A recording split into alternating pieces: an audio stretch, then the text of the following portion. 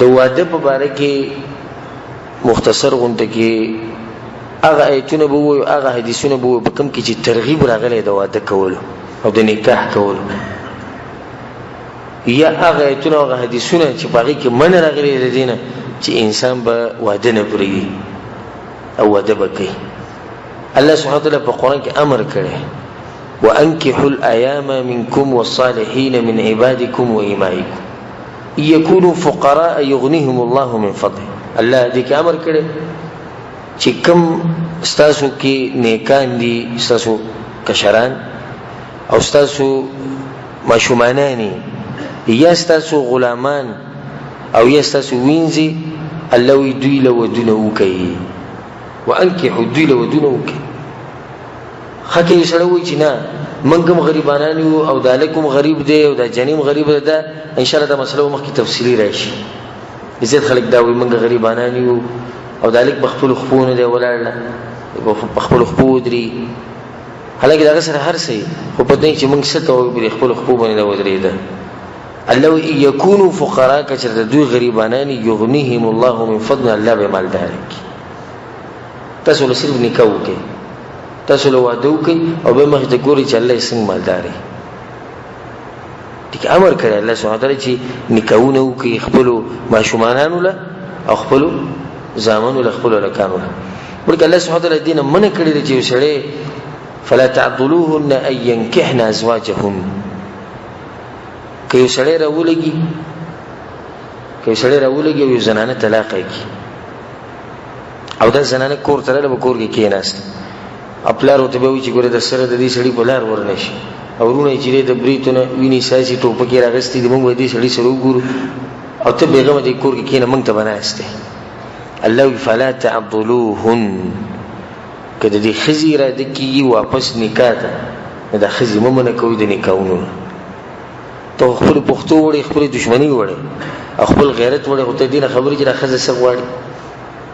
او داسې ډېر شوي دي ښځه خاوندي به منځ کې ورانې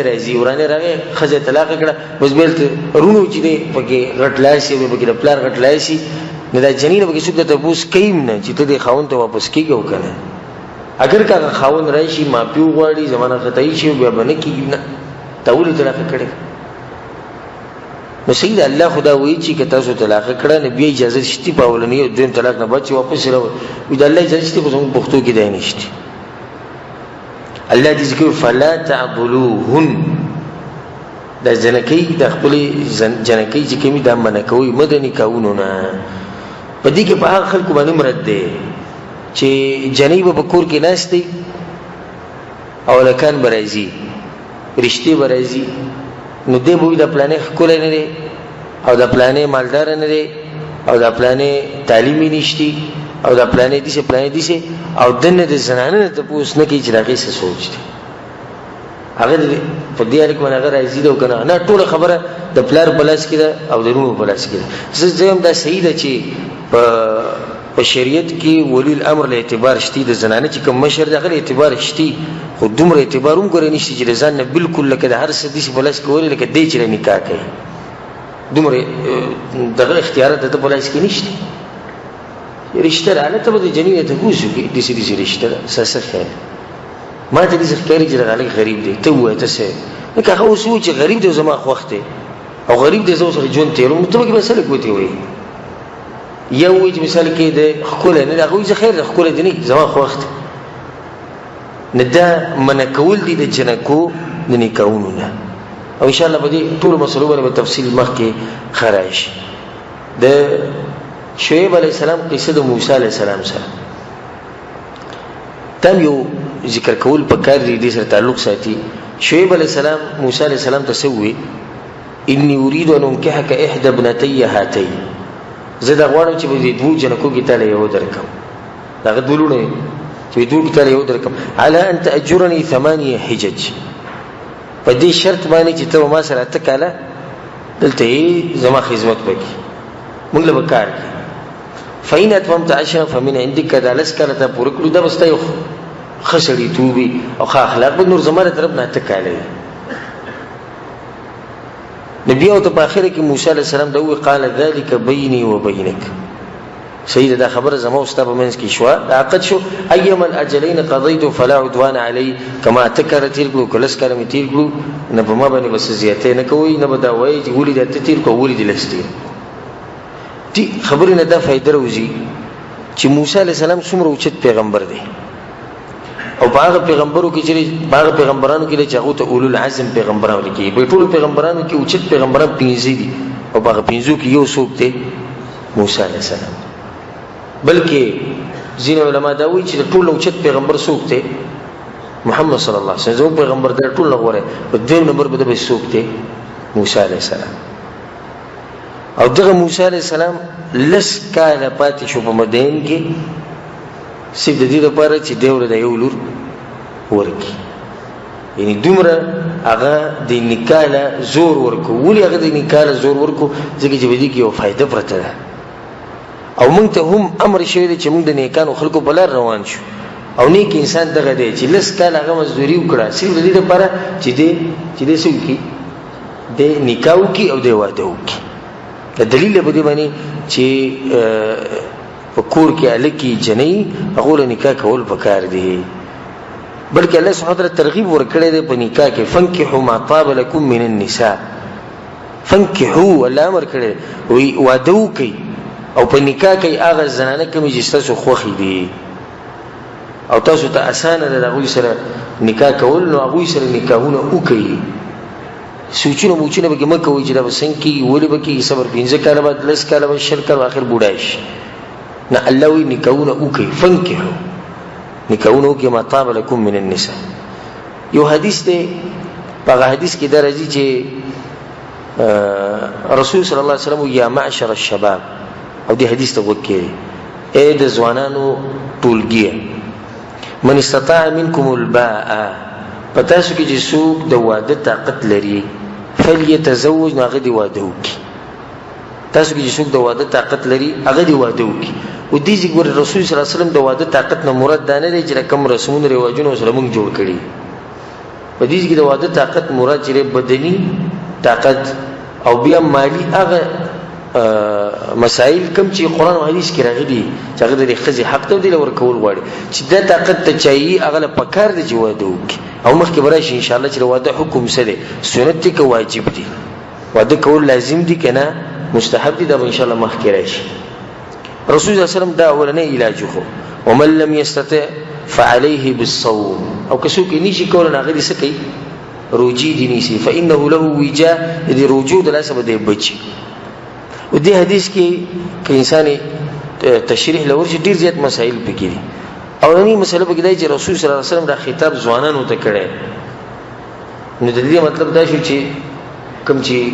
زیات عمر والدي هغه به ودونه نه کوي نه هغه هم کوي دا مسله هغه تم ده خو ځوانانو ته په دې کړي چې غالبا د ځوانانو ودونه نه عمرونه چې زیات دي غالبا ودونه یي خو ډیر کم به باغو کې دي چې عمرونه به ودونه به عفوا نه او تعجب یو واقع به ذکر کوم انسان دې څخه تعجب کې واچي دي چې ډیر واقعي دي هغه ان شاء الله منځ کې راځي موږ یو کسر ملو شو او هغه تقریبا د عمر د 50 کال نه ببره چې کله دوی ته پوښتنه کوي چې تا واده ما د بچی دي سوزي نه په خنده شي مال واده نه کړي خطاوري واده نه کړي وې زه تر په لور باندې مینو او به د تر غلوري بل چا ور کړی بس ما دا قسم وکړو چې واده نه کو و دا څومره قمقل انسان دی څومره قمقل دی نه بل غټ قمقل نشته تر لور باندې ته مینو بل ته واده کیسه ختم شو خوس داغي بچی شوی دی داغه وبین وسی شوی هغه خپل ژوند خپ آرام تیری او دې بس په دغه قصه کې کته چې برې سو دې د بوز کې واده د خندا شي ما واجه نه کړي نه دا تعجب خبره چې دومره غټ عمر کې انسان نه شي هغه واده نه کړي اوس دته دا خطاب دی چې دې واده وکي او بیا داغه له بګیزه تعجب خبره دا و چې کم وخت نه کلی نه غلې وکیل ته تلم نه او د شلو کالو نه زیات شي چې دلته پروتو بس کلی ته نظم وي بس دغه جزړې مات شي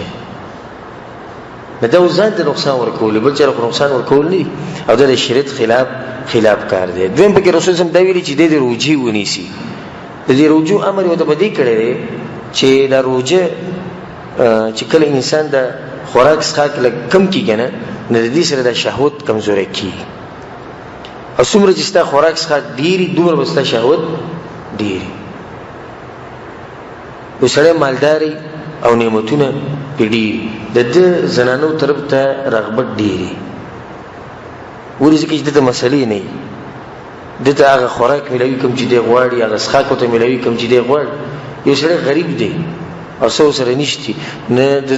زنانو طرف ته زړه کیږي خو دومره نه کیږي دومره شهوت د دني څومره چې راغی وځي دغه درې چې کمزوریت چې دی هغه د نه ملوي د غم کړي نه غم د لاسه د شهوت کم دی او د شهوت تعلق چې دی هغه د دماغ او د زړه سره دی دا ډاکټري خبره نو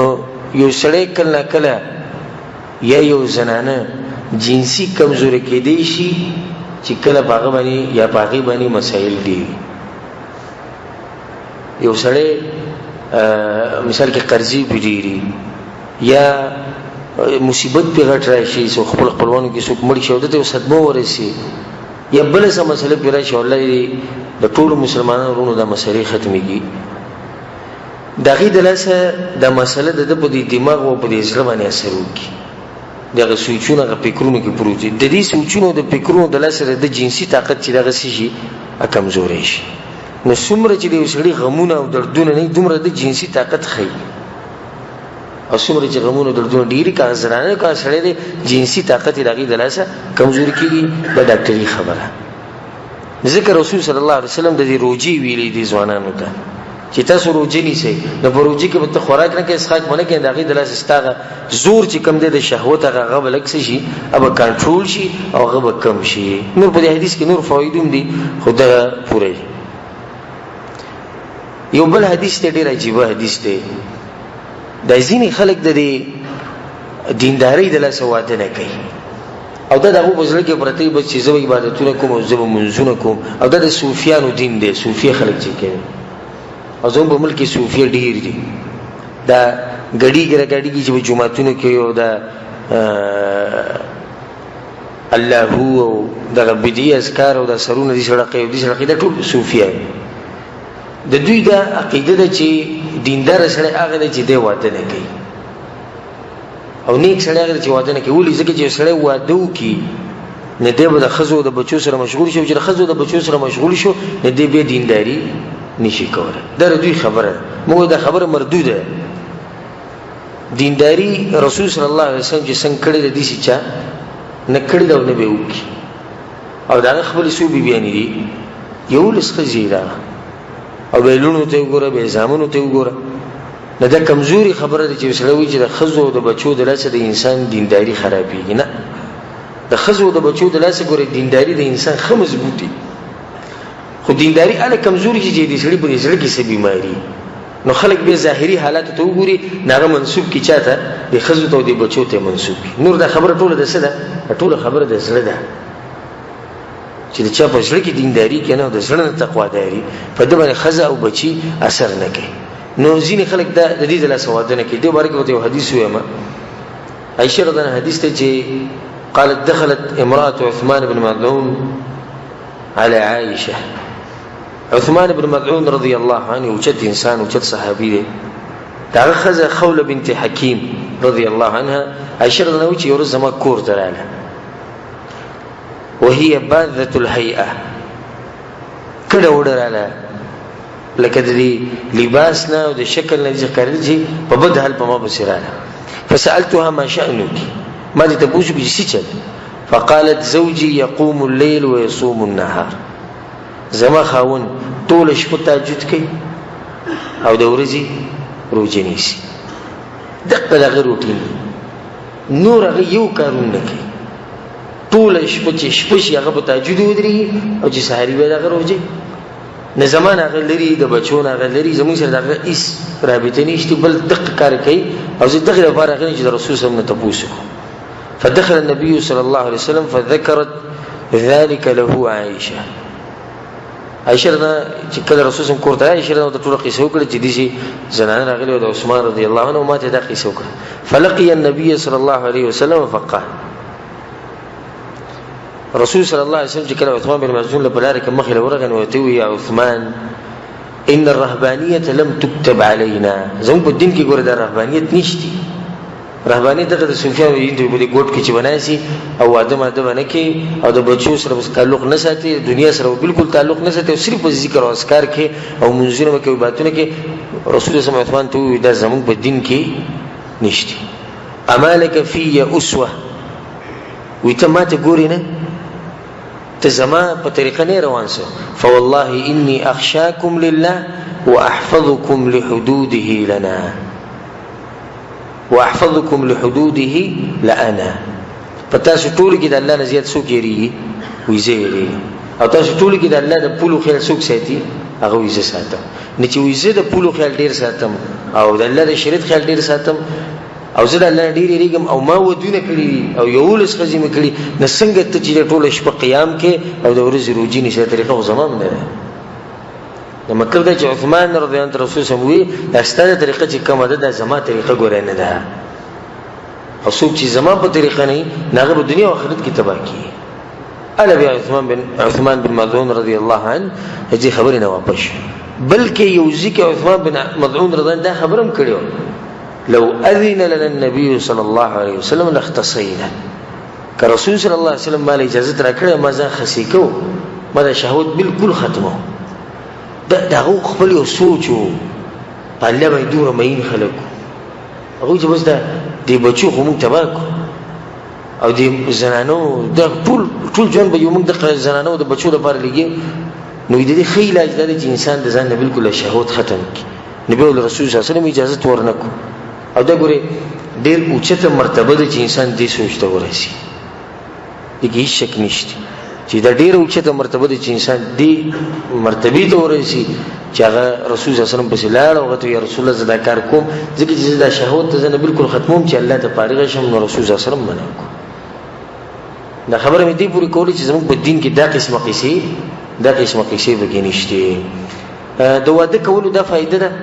چې کلم یو سړی د خپل خزي سره کورواله کې په دیول الله اجر ورکړي او دا ډیر کسان اول پیر دا خبره ووري یو حدیث ته امام مسلم رحم الله راوړی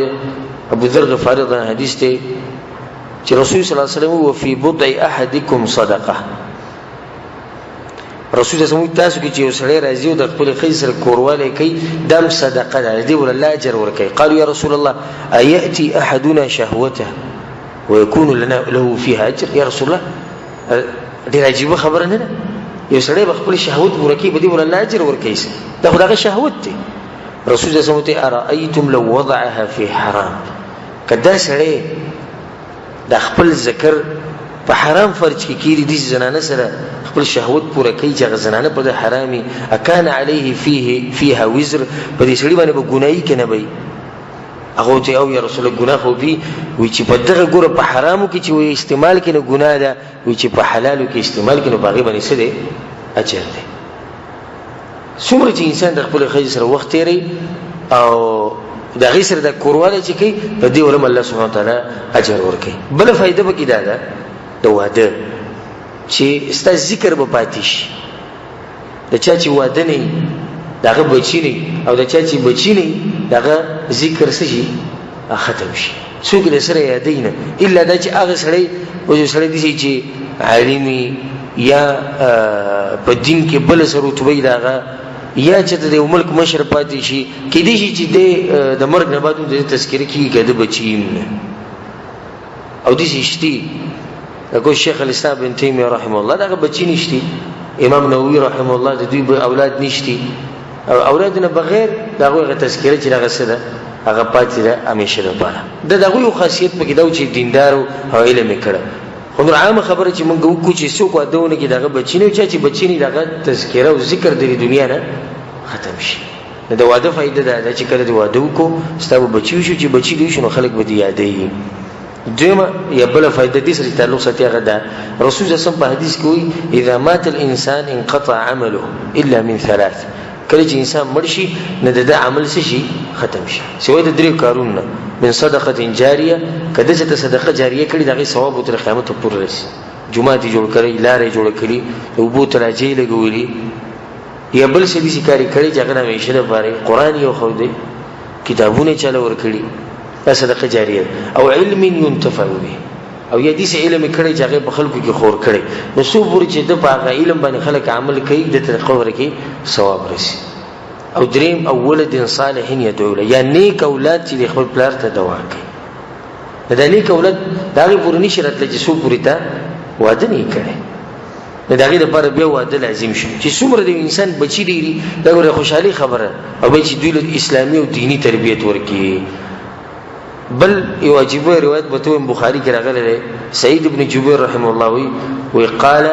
قال لي ابن عباس رضی الله عنه عبد الله ابن عباس د رسول الله مترز وی چې وی دمه دا خبره کړي و چې هل تزوجت ته واده کړی او د رسول صلی الله علیه وسلم د طریقو چې کله به د ځوانانو سره ملاو شو ته پوښتنه متي کوي واده دې کړی کنه او به دغه نه بدري نیکانو خلکو وسوم د علماو د نیکانو خلکو ذکر ته پوښتنه کوي ته واده کړی کنه دغه چې واده کې فائدې ډېرې دي او ان شاء الله مخې ته تفصیل ورشي وي ما وته چې لا ما واده نه کړی وي ما ته وی چې فتزوج نو وادوک فإن خير هذه الأمة أكثرها نساء په دې امت کې چې کوم غوره انسان دغه غسوب د چې خزي سي خزي ډيري هغه دا خبره دا غزنه کړی چې د رسول صلی الله علیه وسلم بیبیان ډيري او په امت کې غوره هغه دي او دا یولس بیبیان دي کله واده نکول یو خولي خبره وي نزين چې رسول صلی الله علیه وسلم ټول ناول په دې کې به صحابه غالبا صحابه ته ګور سلور بیبیان درې بیبیان دوه بیبیان خو غالبا په سلور کې راوي او به اوسه پوره دي نیکانو خلکو ته ګور د اوسه پوره دي نیکانو خلکو ته ګور د دوی زنانه دي او ان شاء الله دا مسله مال مخې تر اتل خو دي ذکر ته را لزکه ته وایم اکثر کله چې الک واده کین دا هغه وخت پوره دي کېره نه پوره چې سو پوره واده نه کوي چې ته دې د پوسو کې ګیره پرې دا ګیره ونه پرې دی بس و بخاندي اوسه بنګ بنګ بو کې سر بتاو راته کې ته وایس په نه شي چې چل حقیقت دای چې دوی ما واده نه نه کړي لکه زه ګیره پرېدم کې دي شي چې زه د خزي خوښ نشم او خزه لازم دي چې الک ګوري چې دغه ګیره نه د دې سړي ډېر کمزور سوچ ته د سړي ډېر کمزور دی چې سړي د خزي لپاره الله خبر نه مني د پیغمبر نه مني زه خو دې سړي ته لکه ډېر سخت کمزور انسان وته د خزي لپاره نه دغه کسان ته زه دا وایم چې ته نظر وچورلو ستاسو خو شا کې چې کم نیکان خلک دي او د کوم چې ګيري دي دا وي په غالبا سلور خزي یا به درې خزي یا به دوه خزي خو غالبا چې سلور و درې دوی او ته سوچو کوس به سوچو کې خپل دماغ لګو چورلو خو شا کې ورته معلوم شي نه دغه انسان به دیندار دی د بګيري د بهر څه دا ګيري باوجود دغه سو خزي سلور خزي دا غلط سوچ دي چې زمونږ ګیره نشتی ګیره مې دې لپاره لري کړی دی چې واده وکم نه چې ګیره لري کړی دا یو خزي کوم چې ګیره دا سلور خزي هغه درې او زموږ پیغمبر صلی الله علیه وسلم ته وګور دا عظیمه غټه ګیره و سینې وړکو هغه یو لسی بیا پیراشه ابوبکر صدیق عمر بن خطاب دي ټول جره سلور ته غالبا سلور ته رسیدلي صحابه دا خبر مې دی پوری کوله کده واده نه کول خکار و دوه نه کړه بلکې عجیب روایت به ته عبد الله بن مسعود رضی الله عنه وی لو لم يبق من الدهر الا ليله ک په دې زمانه کې صرف یو شپه پاتې شي یوا او دا یو شپه په ما باندې راشي یعنی ما ته ویل شي چې صرف په دې دنیا کې یو شپه پاتې شي او طبعا دا یو شپه را لنسوي ویلا احببت ان يكون لي في تلك الليل امراه نو زما به دا خوخه چې دغه شپه مزه د خزي سره تیر کړم یو شپه په پاتې ګوره په ټول زمانه کې یو شپه وی کدا یو شپه په ما باندې را دمزه بغیر خزینه تیرو ځکه چې په دې واده کې دومره فواید دي هغه دینی فواید دي او د آخرت فواید دي او ان شاء الله دغه تفصیل مخې ته روان دي غټه فائدہ په واده کې دا ده چې انسان د زنا نه بچ پاتې شي او دې لپاره شریعت خو امر کړی وسلوي ولا تقربوا الزنا زنا ته څه منځ دي کېږي نشي زنا ته نه نږدې کېږي چې زنا ته نه نږدې کېږي نو لازم دي چې بل حل دغه ملاوي شي مونږ دا حل مونږ ته الله او الله پیغمبر خو له چې واده وکړي یو زنانه بس سره پر حلال شي د دې سره چې به ستاسو سره کېږي هغه سره کوه خو په پردي پردی زنانه یا په پردی فرج کې الته چیرې ته دانش استعمالول او دا حرام کار. نو کوم انسان چې واده کړي د دې غلطو کارونو نه سي بچي. کله چې یو کس ویني چې زناګانې کوي یا د لکانو په شي ګرځي ولایت بالله الله دې مرز نه هر مسلمان ساتي. نو ته د حقیقت ولټوه او لکه تاسو کې د واده نه یا به دي یا به واده خو د خزینه بسې لري وي. لکه څنګه چې غریبان د خلک د مسافر پراته دي مسافر کې چې زیات خلک که غلط کارته شدید راځي چې خزه او سرخوا کې نه کپاله کانو به شي ګرځي کبه جنکو به شي ګرځي خو وجه دی چې دې سړي سره خزه په خوا کې نه. بلکې حدیث کې دي چې راځي په روایت کې چې کله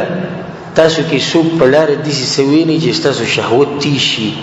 نو ډایرک خپل کور ته خپل خزه به شي واپس راځي. دا حدیث کې راغلی رسول صلی الله علیه وسلم چې کله تاسو په لار باندې مساکه ته په لار رواني او زنانه دی ویلي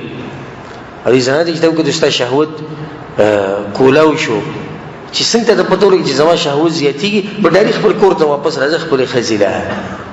ځکه دا شهوت ته په دقه پرې دی خپل کور ته واپس رانی شي د دې یو بل نقصان جوړي. کمزور نقصان به دا جوړ شي چې ته پر دې زنانه ته ګوري دا به کمزور نقصان نه. د دې نقصاناتو نه مخکې رسول الله صلی الله علیه وسلم کور ته راورسو چې ستاسو شهوت زی ته ورشي خځه دې سړی کور ته راورسو کې خزه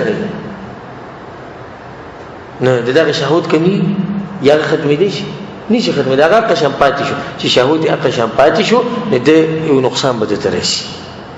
او هغه د متقی او پرهیزګار انساني چې هغه ته د لاسه نقصان نه راشي. نه د واده یا د نکاح ځینې فواید دي. غټه فائدہ به بل دام د چې د پیغمبرانو طریقه ده. الله سبحانه وتعالى په قران کې ولقد ارسلنا رسلا من قبلك وجعلنا لهم ازواجا وذريه. منګه یقینا خپل پیغمبر ته وستانه مخکې موږ نور پیغمبرانو لګلي دي دا غوي خزيمو او دا غوي بچي. یو حدیث کې رسول الله وی النکاح سنتي وعده کول زما طریقه ده زما سنت دي فمن لم يعمل بسنتي فليس مني څوک چې زما په سنت عمل نه کوي نه دی زما په امت کې نه.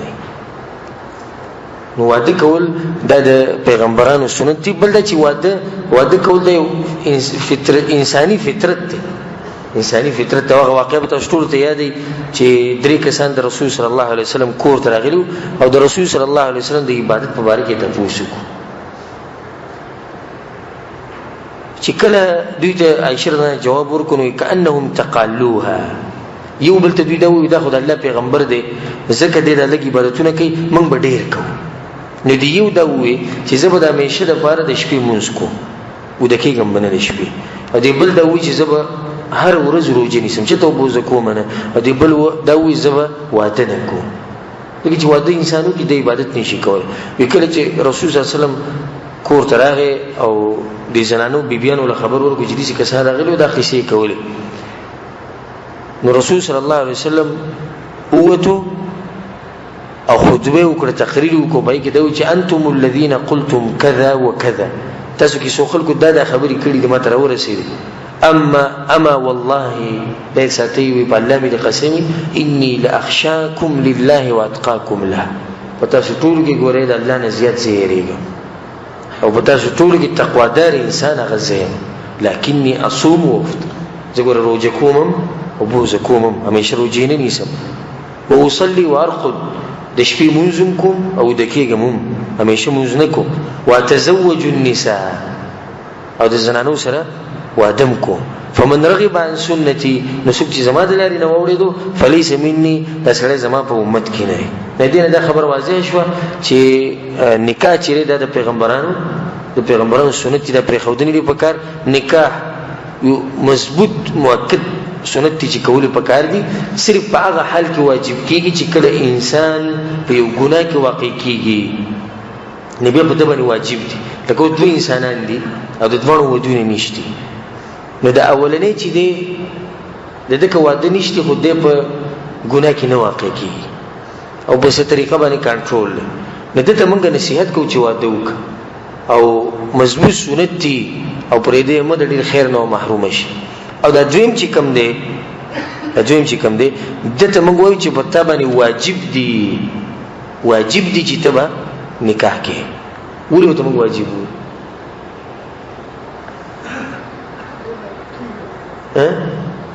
دې په ګناه کې واقع کی غولنې ګناه کې نه واقع کی دا دویم چې کوم دی د خپل شهوت نشي راټینګول او چې څو خپل شهوت نشي راټینګول هغه باندې لازم دي چې هغه وسه کوي هغه به واده کوي یو مسله دوه بوالو هغه سره خپل بیان ختم کړو کې ټیم موږ سره تقریبا پاوسات پاتې معروفه خبره چې واده نه مخکې انسان زی او زنانه غواړي یا جنې ځان لغواړي یا جنې ګوري او زموږ په معاشره کې هغه ته خوړه وي یو ته منګنی وي په اردو کې ما خوړه وکړه ما منګنی وکړه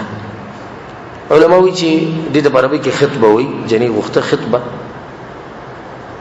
مطلب دا شو چې طلب المرأة للزواج بالوسيله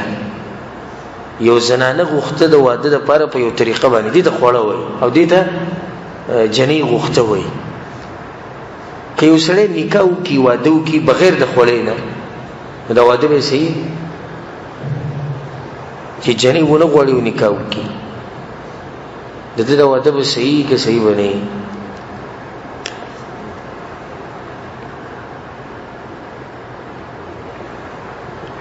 چا د پدې نشي د مسلې صرف د یو کس خبره کوي یعنی د ټول جمعه کې چې دا پدې نشي چې سړی جنې ونه غواړي واده کی واده صحیح ده که غلط ده ها واده صحیح ده دا صحیح خبره چې واده صحیح ده ځکه چې دا خوړه کول او جنې غوښته دا شرط نه دی په نکاح کې خو دا یو طریقه ده او جایزه طریقه ده په شریعت کې او دلیل بداري چې رسول صلی الله علیه وسلم عائشه رضی الله مخکې غوښتلی او ورسته سره نکاح وکړو ابو بکر صدیق نه وغوښته او بیا سره نکاح کړل شان حفصه رضی الله عنها د عمر بن خطاب لور دا غوښتلی بیا سره نکاح وکړو نه جنې غوښته دا یو جایز طریقه ده خو څوک ونه غواړي او ډایرکټ لاړ شي او واده کوي نکاح تړي نو دغه نکاح صحیح ده دوی مسله د نکاح سره د جنې غوښتو سره دا مسله ده چې جنې به د چا نه غوښتې کی نو اصل باغې کې دا دی چې جنې به دغه د ولی الامر نه غوښتې کی کوم چې مشر دی او حدیث کې دا راځي چې اورور د حدیث چې رسول صلی الله علیه وسلم عائشه رضی الله عنها دغه د پلار نه ابو بکر صدیق نه غوښتلی و ابو بکر صدیق ته دوی انما انا اخوك مخورونه نو ته د خپل ویری سره واده نشي کولای عائشه نو رسول صلی الله علیه اخي فی دین الله وکتابه ته زماروري خو په دین کې زماروري زما د ویني رشتہ او تاسو سره نشته اخو د هغه لور پرور باندې حرام دي چې هغه د ویني رشتہ دی او ته زماروري الله په دین کې الله په کتاب وهي لي حلال او د زما د پر حلال نبی ولغه موافق شو او خپل لور ورکړ دا اصل شو په دې مسله کې چې څوک هم جنې غواړي د چا نه به غواړي دغه مشر نه به غواړي خا یو جنې ډایرکټ څوک یو جنې غوښتې شي او کنه یا د جنې په خپل یو سړی ته مخامخ کېدی شي او کنه دغه مسله دي سیده ام سلمہ رضی الله عنها حدیث ته وکړه چې ابو سلمہ رضی الله عنه وفات شو ارسل الی النبي صلی الله علیه وسلم حاطب رسول صلی الله علیه وسلم حاطب رضی الله عنه یخطبنی له چې ما وغواړي د رسول صلی الله علیه وسلم لپاره نبی هغه رسول صلی الله علیه وسلم زما لونه دی او زه ډېر یو غیرت په ما کې او نورین بیبیان دي خو زمونږ د دې حدیث نه غرض او مقصد دا و چې رسول صلی الله علیه وسلم ډایرکټ په دې خزه به کس ولېګو د ځان لپاره غوښتنه دم جایز دي خدای مسله ساتي ګوره دی هغه کې فرق دی په نکاح کې او په غوښتو کې نکاح ګوره د زنانه نکاح بغیر د مشر نه نکی بغیر د الامر نه کیږي او مسله مخ کې راځي خو غوښتې شي انسان غوښته جدا خبره او نکاح کول سره دا جدا خبره ها زنانه هم هر زنانه سره ګورې څوک دغه نشي کولای هر زنانه څوک نشي غوښته چې کله په زنانه کې دوه شرط یي نبی غوښته شي چې دوه شرط وکي به غوښته شي اولنی شرط دا دی چې بدی کې به شرعي موانع نه وي دې خبره به بګنی چې شریعت په تا باندې منع کړی نه مثال ته چا د مثال دی ته اوس مشرکه اوس دا صحیح ده زنانه ده ته غوښتې شي خو دې زنانه کې یو مانع د نه پروت دی چې د هغې د لاسه شریعت دا پته حرام کړی ده او هغه دا چې دا زنانه مشرکه ده عقیده په الله باندې صحیح نه ده بل څه مثال پیش دی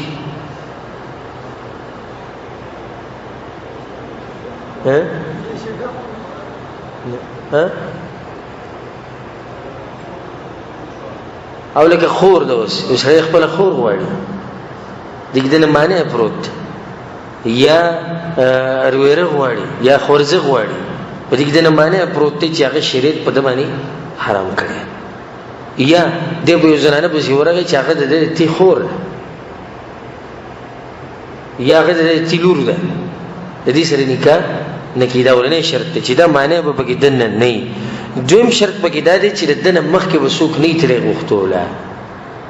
او حدیث کې من راغلی د رسول صلی الله علیه وسلم وی لا يخطب احدكم على خطبه اخيه چې کله تاسو په پته ولګي چې تاسو یو ورور تللی دی او د جنې غوښتلی ده د ځان لپاره او دوی له جواب نه دی ورکړی غالبا دي چې کله څوک لاړ شي جنې غواړي نه هغه ته پټه نه وي چې به جنې ستا شوه لازم ته وي صحیح ده موږ به وګورو موږ مشوره وکړو تا ته پته ولګي چې دې زنانه پسې یو کس ورغلی نه تا باندې حرام دي چې ته دې زنانه پسې ورشي غوښتونه دا به نه غواړي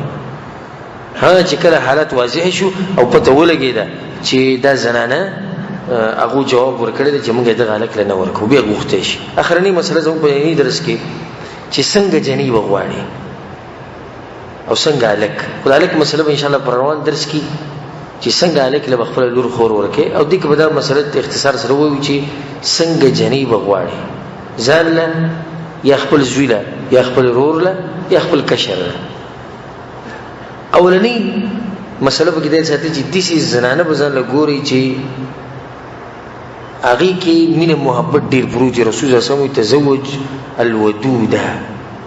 الولوده داسې زنانه داسې ښځې سره واده کوي چې هغه مینه ناکه زنانه وي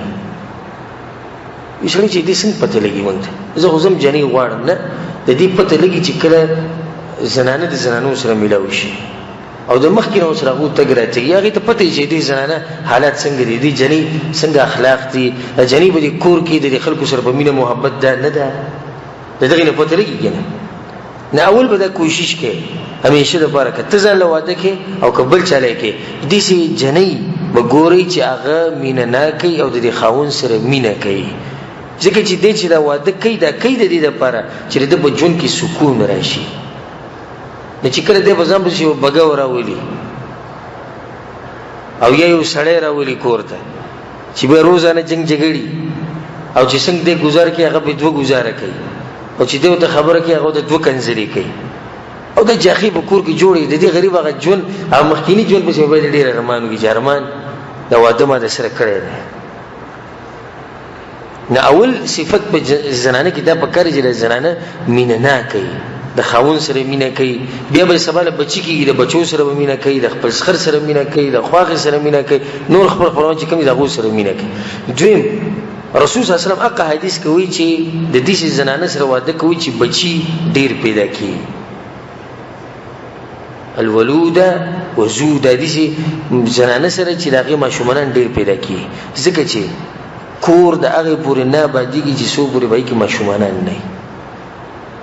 او ښځه خاوند چې کله واده وکړي که د دوی د واده 10 کاله وشي او که 20 وشي او که 30 او که 40 وشي چې د دوی بچي نه وي نو دوی دواړه نیمګړي بلکل دوی بلکل نیمګړي نه ډېر بچي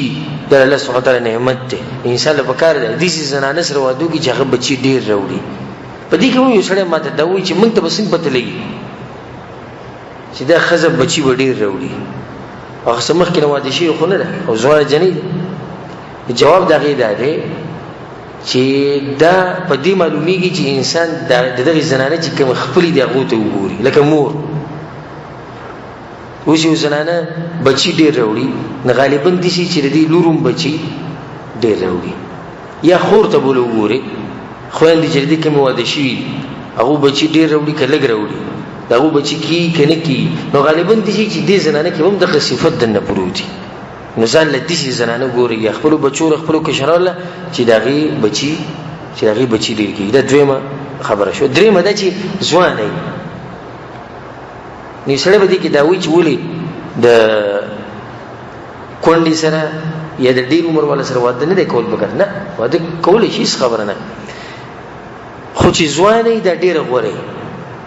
ځکه چې دې سره به تر یو د اول نه یو نوې ژوند شروع کی.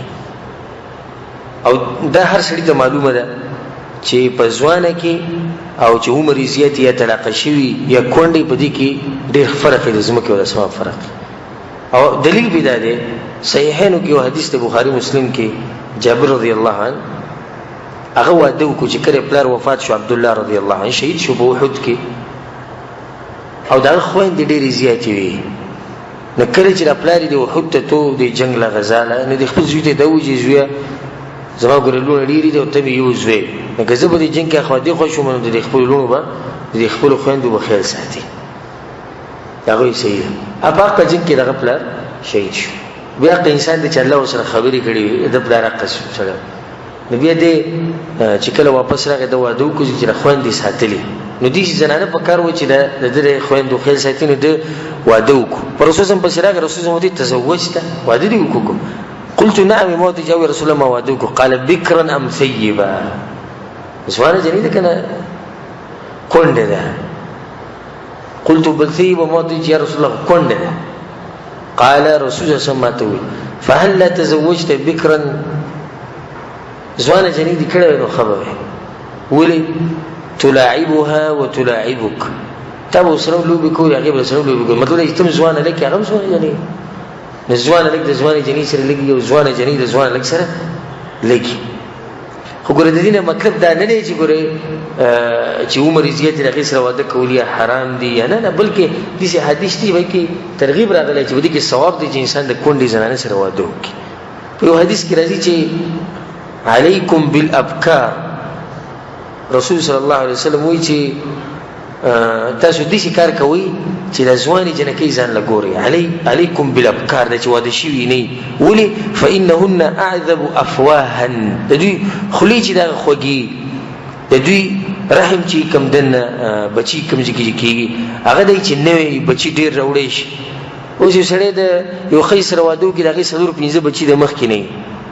او مشره خزي او د دې خپل دا سوچته چې الله مال یو واته بچی راکړي نجدي دغه زنانه سره واده کې هغه د واته بچی راوړي شي نشي راوړي سلور 15 دغه د مخ کې خځې ځواني جنې سره واده کې ناغه ډیر بچی راوړي شي. بل بګی داري چې رسول الله صلی الله علیه وسلم وایي چې د ځواني جنې کې چې کوي دوی په لګ باندې راځي کی ځوانه جنې ناغه په لګ باندې هم راځي کی او چې عمر ډیری مشري ناغه د قصې ډیری یادي چې قصې د ډیری یادي ناغه د خاون په لګ باندې نه راځي کیږي. ته په حدیث کې راغلی او د حدیث امام طبرانی رحمه الله راوړی. او نورم په دې کې فواید دي چې علماء ذکر کړي، هغه ان شاء الله چې بیا ذکر کوی کې تفصیل بیا ډیر راځي. څلورمه خبره ده ځین علما دا خبره کوي وي کوشش دا وکړي چې انسان خزه ګوري ځان په اوچت نسب کې معروفي او مضبوطه کورنۍ. دغه وجه ده چې د دې زنانه چې څنګه خوې او څنګه اخلاقی د بدلی بچوي. اگر که د پلار خوې او اخلاق خې ځکه چې د پلار په کور کې دنه دومره نه سمره چې د مور ځکه وي مور چې د سکول یا مدرسې د بچی د پاره نه د بچي هر څه چیز دکی د مور نه ځکه ته چې کله ماشوم ویني او د اخلاق او چيتي یا یو انسان ویني او دا اخلاق او چيتي خو درې پوه شي چې دې سړي د مور اخلاق چې دغه درانه او مور د درم کورنۍ د درنې کورنۍ نه نزدیک د خپل ځان د پاره ګوري او د خپل بچو د پاره په دې چې کور کې زنانه ګوري چې کور معروفي نسب معلومي او چيتي درنه کورنۍ ځکه چې د دې اثر به په دې بچو باندې کې نزین علماء به کې دام ذکر کې جدي زنانه کتهوړ پینځم په کې داري چې خولي زنانه کتهوړ ځکه چې رسول صلی الله علیه وسلم په حدیث کې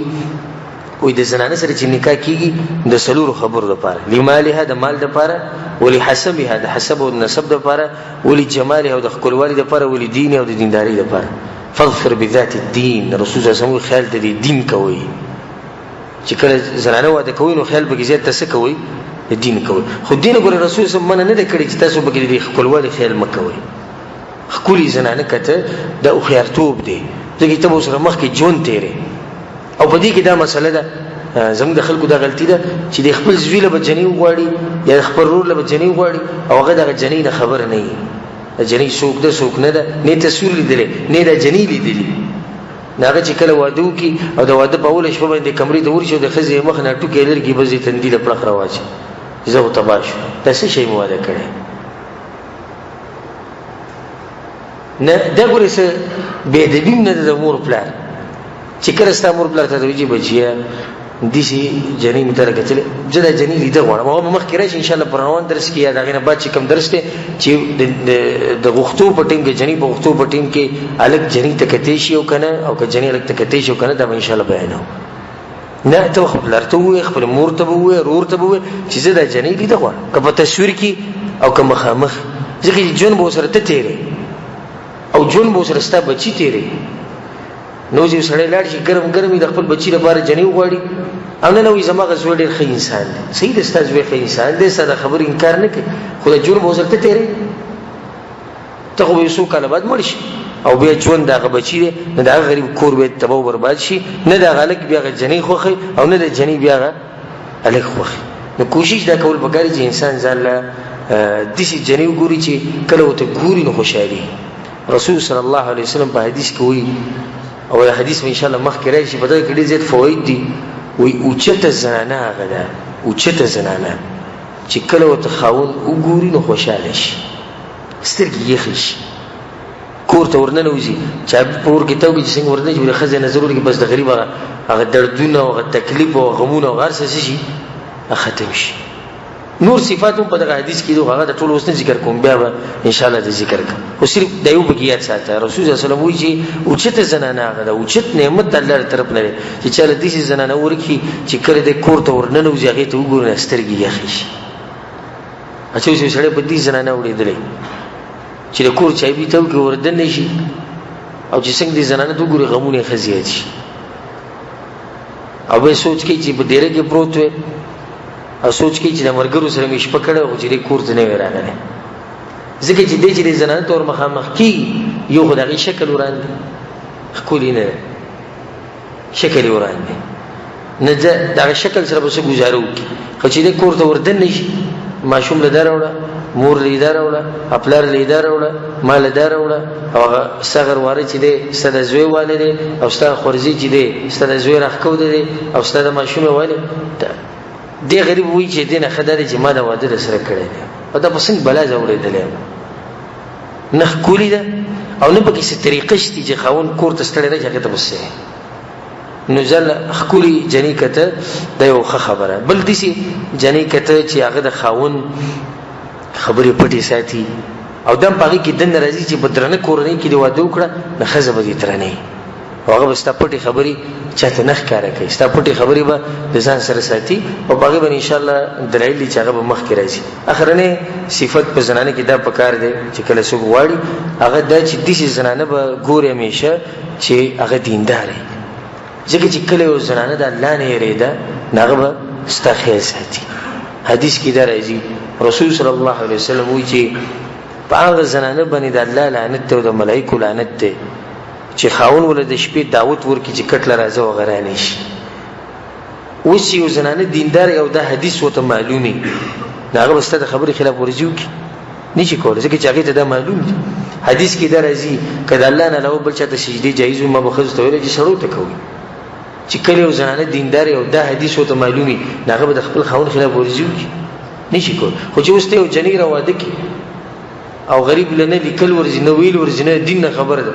صرف په دغه کارونه بوی کوم چې کار دی پخلی مخلی او دغه شي نه ویني دا د خاوند بیا خیال نه شي ساتلی ځکه چې دې ته د خاوند هغه قدر نه دی معلوم کوم چې اسلام بیان کړی. لکه ته وایې چې دا قدر ورته معلوم شوی نو دا ورته په دې معلومیږي چې قرآن او حدیث ورته معلومي او په دې نه معلومیږي چې انګلیش تعلیم پې وکړي ځکه که د انګلیش تعلیم والا دې راوسته نو انګلیش تعلیم کې خو ګوره د خاوند قدر ډېر ولېږئ که ته هغې کې ورته دا ښایي چې تا او دا خپل خاوند تاسو بالکل څه یو شانی ته به مزدوري کې هغه به مزدوري کوي ستا خپل مرزي ده خپل مرزي خو دا قصې وته کوي نو کته دا غواړي چې زنانه د خپل خاون حقوق ساتي او دا قدر پیژني نبي په دې زنانه به شي وګرځه چې هغه دینداري او هغه قران ویلي حدیث ویلي عبادتونه کوي د دې زنانه به ستاسو د کوروم خیال ساتي ستاسو د مور پلار به خیال ساتي ستاسو به خیال ساتي او ستاسو د بچو به هم خیال ساتي دا هغه صفات دي چې په زنانه کې پکار دي چې کله سړی ځان لغواړي او یا خپل کشر لغواړي ان شاء الله پر روان درس کې چې هغه صفات به ذکر کوو چې په الګ کې پکار دي کمالک چې جنې غختول راشي هغه کم صفات پکار دا او پر روان درس کې بیانو الله سبحانه تعالی دې موږ له توفیق راکړي قران او حدیث باندې پویدو او الله سبحانه تعالی دې زموږ د ځوانانو الکانو د جنکو د الله حفاظت وکړي او الله دې زموږ معاشره د غلطو کارونو بالکل پاک او محفوظ ساتي